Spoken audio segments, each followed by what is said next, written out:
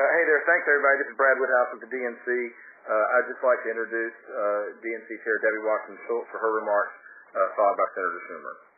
Thank you very much, Brad. So we just wanted to go through a few things about the lay of the land politically. As far as the special election yesterday, there are a lot of pundits out there looking for a prediction about results in 2012, and if you're looking for predictions like that, you should really be looking at the president standing against the Republican candidates in the battleground states, not the results of two House special elections, one of which was in a ruby red district, which the Republicans carried even in 2008, which was a wave year for Democrats, and when we were running strong elsewhere all over the country. And the other seat, the one in New York, obviously opened up under what can at best be called unusual circumstances. So if you look at the Republican congressional polling numbers, their inability to make the gains that they had hoped for in redistricting and the number of seats held by Republicans, which were won by President Obama, prospects for Democrats to gain House seats and possibly take the majority, all of those signal that our chances remain quite strong. While the Republicans are spending the year courting the Tea Party base, signing on to any pledge the Tea Party demands, the president's out there fighting every day to create jobs, provide economic security for the middle class, and provide families with immediate financial support. The economist Mark Zandi has estimated that the American Jobs Act could create 1.9 million jobs and grow the economy by 2%. These are proposals Democrats and Republicans have supported before and that we believe should be passed immediately. And that stands in stark contrast to the economic principles the Republicans have laid out: more tax rates for large corporations, more tax cuts for the rich, and allowing Wall Street to write its own rules. We've tried those policies before, and they paved the way for the recession in 2008. We know that the president's vision is resonating. According to a CNN poll out today, a plurality of Americans approve of the Jobs Act. 2/3 believe that we should cut taxes for the middle class and invest in rebuilding America's roads and bridges. 3/4 believe we need to put our teachers and first responders back to work. More Americans trust the president to handle the economy than congressional Republicans by a margin of 9 points. So while everybody in Washington obsesses over the Gallup Daily Tracker, the president's head-to-head numbers have held up against his possible opponents, both nationally and in key states, even before the Republican candidates have been clearly scrutinized. And if you want to look for demographic breakdowns, you can just look at the PPP poll yesterday, which showed the president winning 67% of Hispanics against Romney and 70% against Perry. Now, while the Republicans continue to go after each other's records in a circular firing squad, the president's campaign and the Democratic Party, we're building an unprecedented grassroots organization in states that is communicating directly with voters. This summer, the campaign had 12,000 applicants to take part in the volunteer summer fellow program. That was more than we had in 2008. And right now, there are 1,100 fall fellows working on 60 campuses across the country. So we're not waiting until next year to go into the battleground states. That's where this campaign is going to be won. Organizing for America helped us maintain active relationships in states throughout the president's term, and now we're building on that. We've got thousands of volunteers on the ground in each key state who are engaging their networks on behalf of the president. And wanted to turn it over to Senator Schumer for some additional remarks. Senator? Yeah, hi, Deb. Thank you. And it's my job just to talk a little bit about the 9th CD, and then I'll turn it back over to Debbie. I represented, as you know, the 9th CD for 18 years, from 1980 to 1998. The new district after the 2000 redistricting changed a little bit, but it's by and large 75% the same. And I've never heard the 9th CD referred to as a bellwether. It is among the most conservative districts in New York City, and it's changing rapidly demographically and has over the years. In 2008, for instance, the president only got 55% of the vote in the 9th. I believe he got, close to 70% in New York City. He won every one of the neighboring districts in New York City with between 60 and 90% of the vote, a little more than 60, a little more than 90. And in fact, in 2008, the president lost the Brooklyn part of the district by 15 points, even though he won 80% of Brooklyn as a whole. So the district is not a bellwether district. It's one of the more conservative districts in New York City. And even if you look at the overall, it worse than the president's vote in New York State. in 2008. It's also changed a great deal demographically over the years. When I first was elected in 1981, it was a much different district. It's become very different in terms of the Jewish population, become much more Orthodox than it used to be. It's also changed in terms of it's much more of an immigrant district with a lot of Eastern European immigrants who tend to be very conservative, having left the former Soviet Union. And in fact, in 2010, and this is my old district, when I got 68% of the votes statewide, and I don't remember my exact number in New York City, but I think it was 85%. The two ADs where I did the work, I got over 50, but in the mid-50s, were in the old 9th CD. So the bottom line is, it's not a bellwether district. Anybody who tries to extrapolate between what's happened in this district and what would happen in New York City, New York State, or the country is making a big mistake. So we'd be glad to take any questions. The senator's available to take questions specifically on New York 9, and then he's going to have to run. So if you could ask those first, and then I can take any of the broader questions. At this time, if you would like to ask a question, please press star 1 on your touch-tone phone. We will pause for a moment to compile the Q&A roster.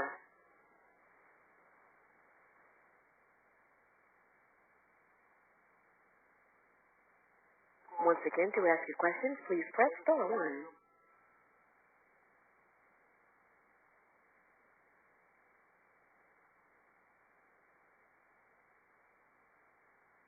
Your first question comes from the line of Brian Tumbley with Gannett, Washington. Hi. My question is about redistricting in New York. At the very least, with one more seat, Republicans have a stronger hand when it comes to eliminating 2 congressional districts. Do you think that the fairest way to handle this would be a fair fight between a Democrat and a Republican in 2 districts? Incumbent Democrat and incumbent Republican. Senator Schumer, you want to handle that one? Yeah, all right, sure. The way redistricting has worked, and I've been through 2 of them, each time of which my demise was reported, in the old Schumer-Solarz days, it's the legislature that handles it, and usually, as I understand what happens, is basically in a situation like this where the state Senate is Republican, the Assembly is Democratic, they have to pass a bill through both houses.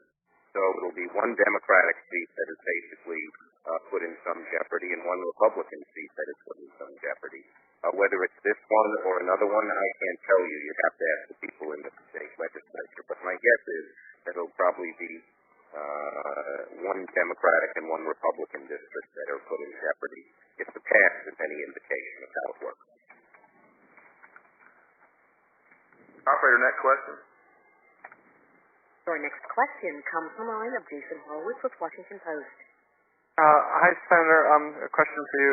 Do you think that if the president had released and pushed for a job bill earlier, it would have made any difference in the district and the outcome? I'm going to look.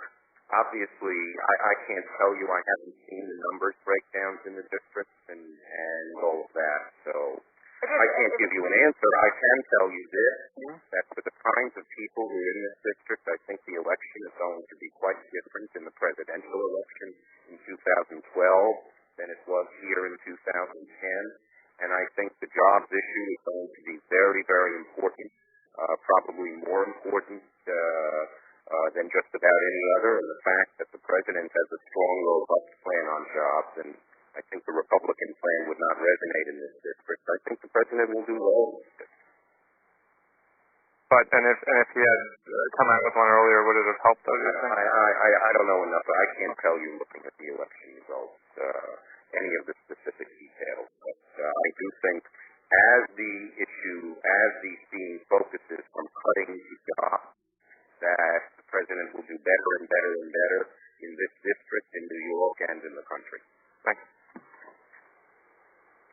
Our next question comes from the line of George Bennett with Palm Beach Post.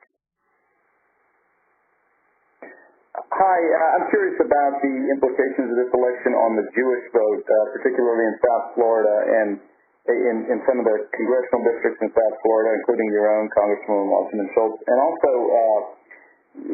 do you have any concerns that the president might not get the 78% or whatever he got of the Jewish vote last time, and would that make a difference in a state like Florida? Well, to answer your last question first, no. I'm confident that the president all over the country will receive the overwhelming majority of the Jewish vote.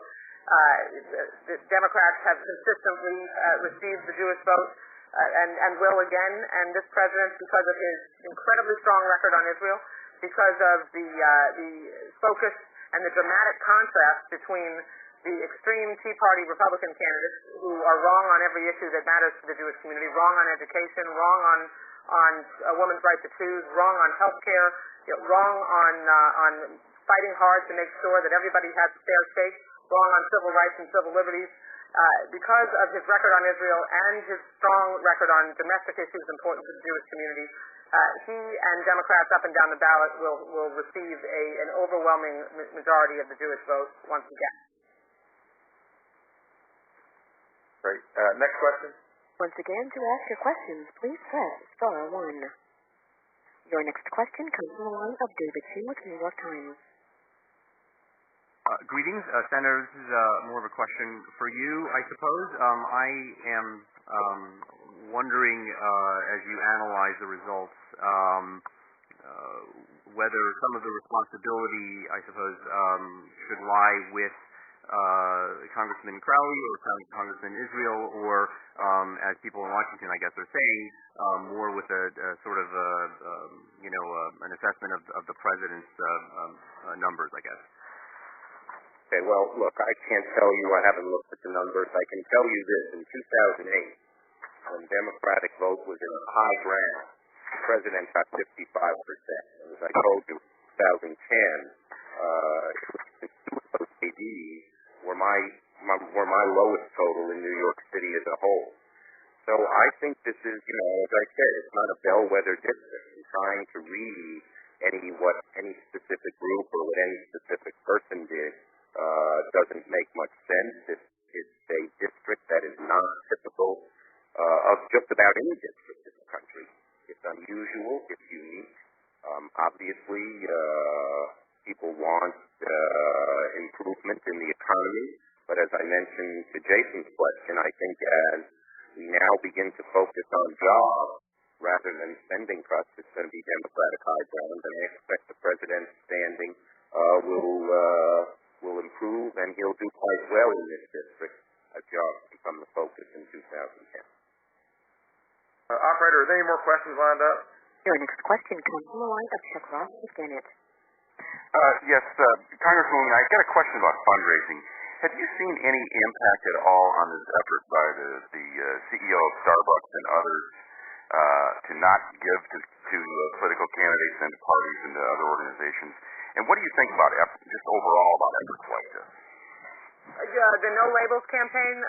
The No Labels campaign actually, I think, is really one that, at its heart, is right in line with President Obama's message that we need to put country first, we need to put politics aside, we need to work together. And that was his message to the joint session the other night in proposing the American Jobs Act. We have got to come together, focus on everyone's number one priority, which is creating jobs, getting the economy turned around, put this shot in the arm in the economy, work together to do that. So, I think that that's generally what the No Labels campaign is about. And at the end of the day, we should all really be focusing on country first rather than party. There is a clear contrast, though, between the direction that President Obama and Democrats would take this country and have been taking this country and the progress that we've made, and the direction that any of the Republican candidates would take us. But the President and Democrats feel strongly that we need to be working together and focusing on compromise and common ground. And, Operator, we can take one more question. Your next question comes from Naftali Ben-David with Wall Street. Hi, I just wanted to ask about the Medicare issue. It wasn't that long ago that in New York 26, it was you guys who won an upset in a district that was also ruby red. I think at least as ruby red as the one in Nevada, and a lot of that revolved around the Medicare issue.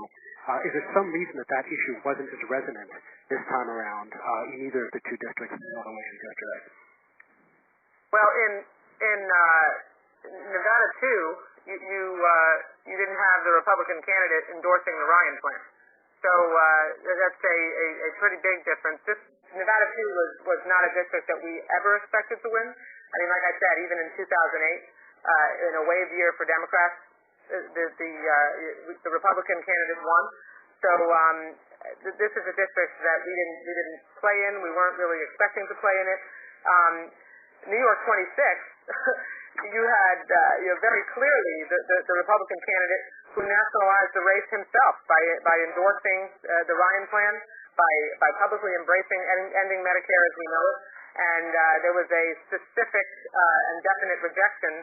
That election really centered around an issue, a major issue that would come up during the campaign. New York 9 didn't, and Nevada 2 was like I said, a district that was a solidly Republican district, even in a wave year. Thank everybody very much for joining the call, and we look forward to talking to you on future